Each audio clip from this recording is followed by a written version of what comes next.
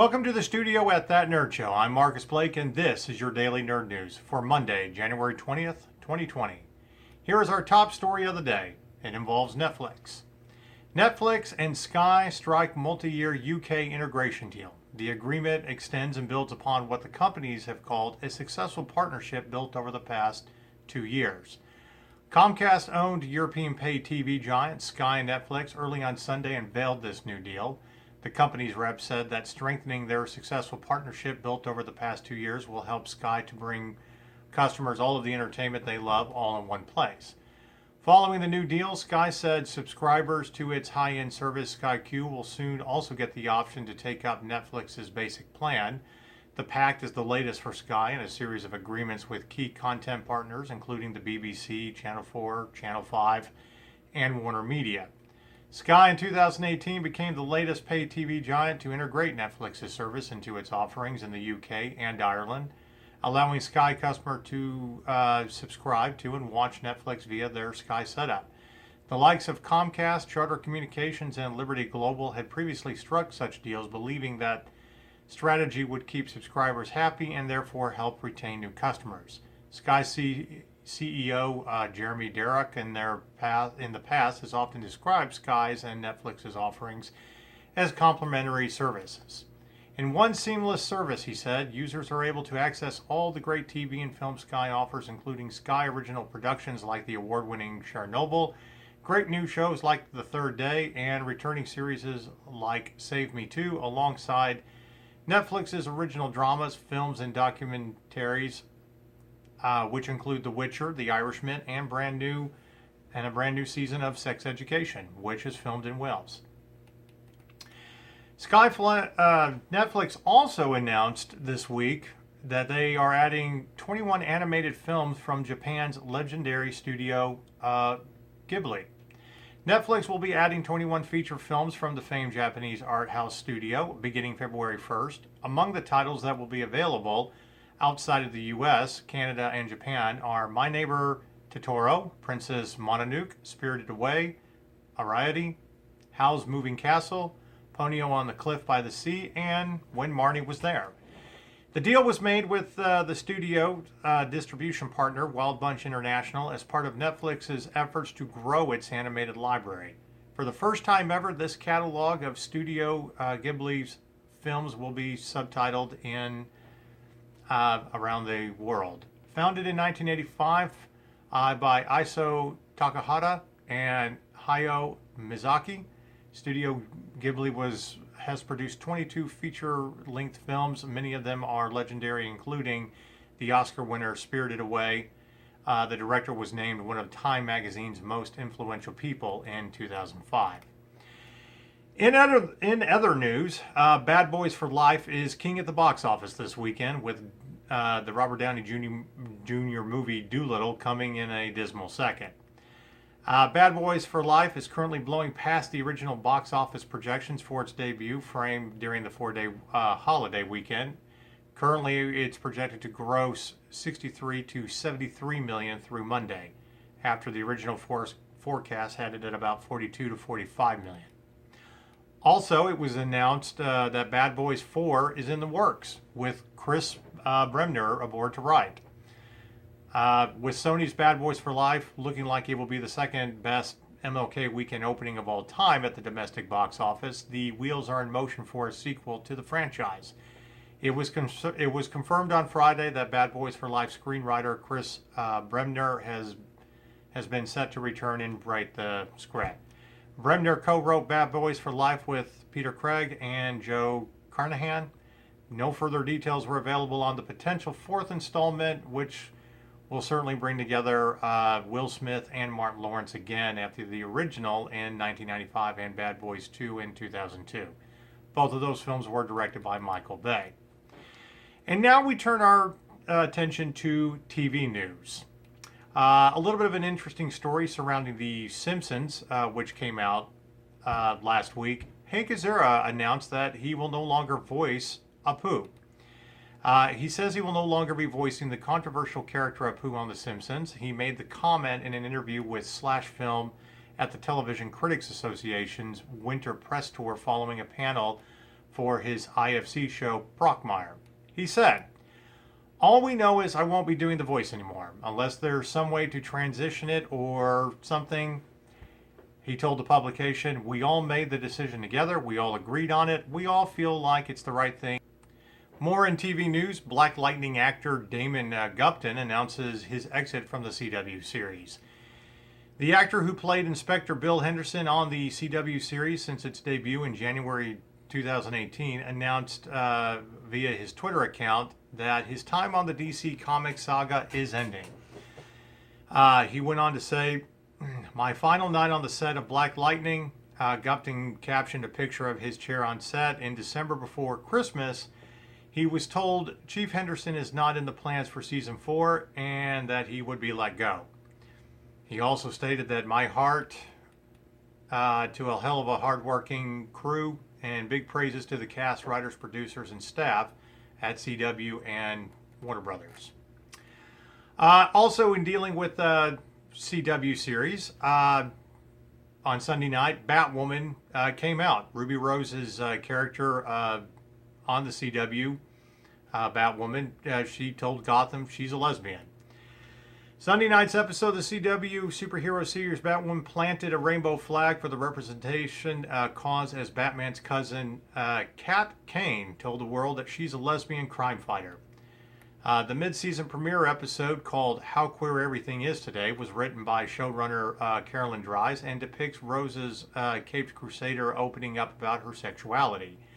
Even though it might jeopardize her secret identity, the choice wasn't an easy one. But the hero did it anyway. The big reveal came in a magazine article published by Catco, and the scoop belonged to none other than Cara Danvers, aka Supergirl, played by Melissa Benoist, the title hero from Batwoman's Arrowverse sister show. Batwoman premiered in October as the first superhero series in television history to feature an avowed LGBTQ character as the central character. The Fear Street vigilante dons a familiar-looking cape and cowl, as well as an inset red wig, to fight the good fight during the mysterious absence of Gotham's iconic protector known as Batman. In other TV news, Murder Mysteries' Luke Evans will lead the ITV drama The Pembrokeshire Murders from Bodyguard producer. Murder Mystery and the Alienist starred Luke Evans is to lead the crime drama from the Bodyguard producer World Productions. The actor has also starred in The Fate of the Furious.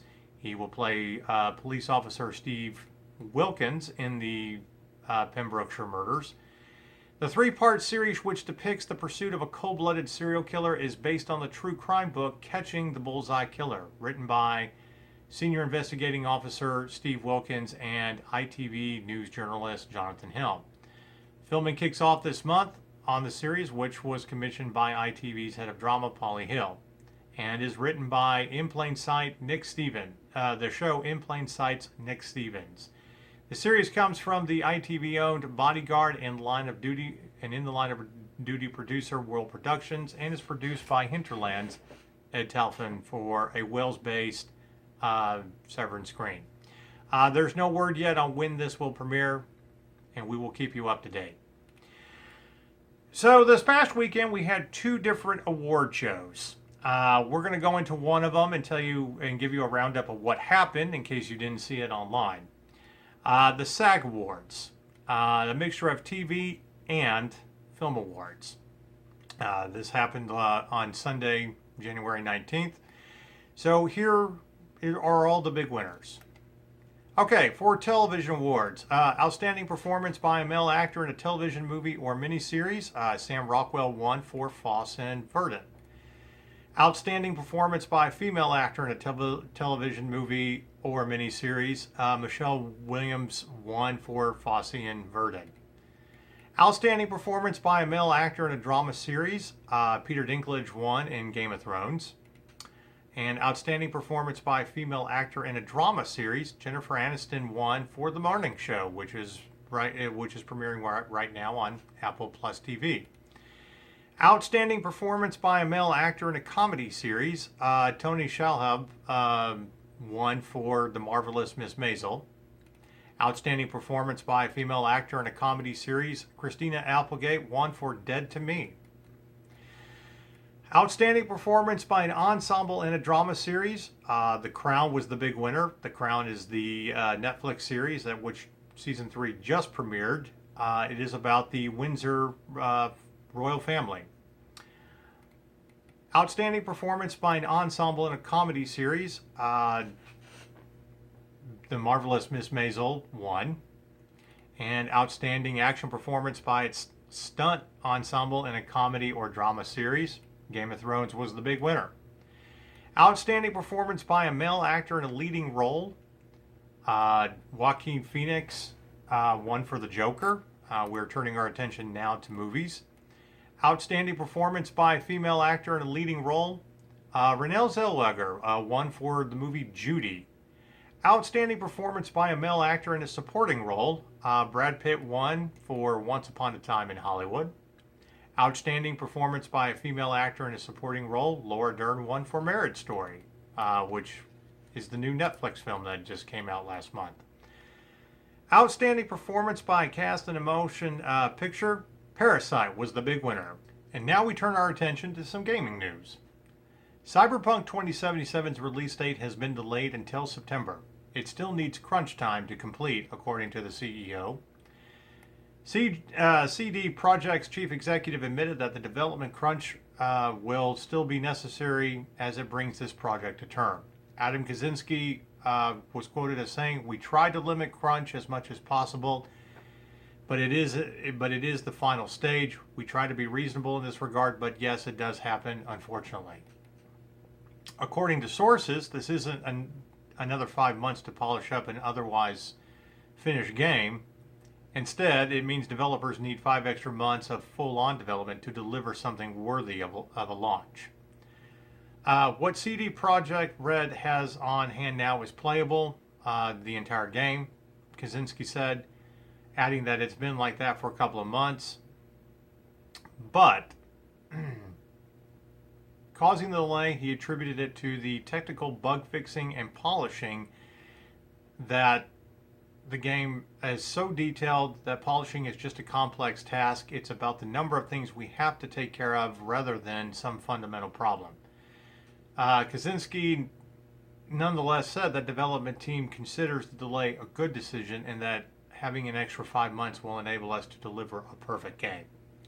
And we will see, as we are anticipating this game like everybody else, and we can't wait to play it. And I'm sure we'll have a few thoughts of our own here at That Nerd Show. All right. Along with our daily news dealing with things that are happening in the entertainment world, we're also nerds when it comes to science. So we like to give little daily anecdotes about what's happening in the world of science, 1 or 2 news items. So we start today with a new segment about science news, and we're going to start with the mysterious legendary giant squid's genome is finally revealed. Why is this important? Well, let me tell you. How did the monstrous giant squid reaching a school bus size with eyes as big as dinner plates and tentacles that can snatch prey 10 yards away get so big? Well, today we have important clues about the anatomy and evolution of the mysterious giant squid. They're reviewed through a publication of its full genome sequence by the University of Copenhagen-led team that includes scientists Carolyn Albertine and the marine biologist laboratory Woods Hole. The giant squid, they're rarely sighted and have never been caught and kept alive, meaning their biology is still largely a mystery. The genome sequence can provide important insight. In terms of their genes, scientists were quoted as saying, "We found the giant squid looks a lot like other animals. This means we can study these truly bizarre animals and learn more about ourselves," said Albertine, who in 2015 led the team that sequenced the first genome of a cephalopod, the group that includes squid, octopus, cuttlefish, and nautilus. Led by the Ruda Fons, and I apologize for mispronouncing that name, but led by scientists at the University of Copenhagen, the team discovered that the giant squid genome is big, with an estimated 2.7 billion DNA base pairs. It's about 90% the size of the human genome. Albertine analyzed several ancient well-known gene families in the giant squid, drawing comparisons with the four other cephalopod species that have been sequenced and with the human genome. She found that important developmental genes in almost all of the animals, Hox and WNT, were present in single copies only in the giant squid genome. That means this gigantic invertebrate creature, long a source of sea monster lore, did not get so big through whole genome duplication, a strategy that evolution took long ago to increase the size of vertebrates. So knowing this, squid species how it got so big awaits further probing of its genome. Albertine also identified more than 100 genes in the protoheron family, typically not found in abundance in invertebrates, in the giant squid genome. So there you have it. We know more about giant squids, more of the creatures that we have known from, as mentioned in the article, sea monster lore, and of course, famed Disney pop culture movie 20,000 Leagues Underneath the Sea, based off the Jules Verne book by the same name. And that is what's happening in news today. Now, at the end of every show, we like to pose an editorial question, a question for discussion. And since we are in award season, and the last big award show coming up is the Oscars, I wanted to pose this question for discussion. This year, are women directors really less worthy of an Oscar nomination for Best Director? Is there not one of them out there that was good enough compared to the nominations that we have now? To give you a little basis about why I asked this question, in the entire history of the Oscars, only 5 women have ever been nominated for Best Director. Only one of them has ever won, Catherine Bigelow, who directed the 2009 award-winning film, The Hurt Locker. But in nearly 100 years of the Oscars, only 5 women have ever been nominated for a Best Director Oscar. Now, I do understand that, take into consideration that it's only been really in the last 30 to 40 years that we've started to see more and more female directors. But I think this year makes it very interesting, and I also bring this question up as it is Martin Luther King's birthday. It's MLK Day, and we celebrate a man who fought for civil rights and for equality. But why have female directors been left out of the nomination process this year? So I'm going to talk about 3 directors who directed interesting films and some great films this year. The first one is Lulu Wang, who directed the critically acclaimed The Farewell. While recognized by the Golden Globes, she was absolutely snubbed by the Oscars. And how about Greta Gerwig?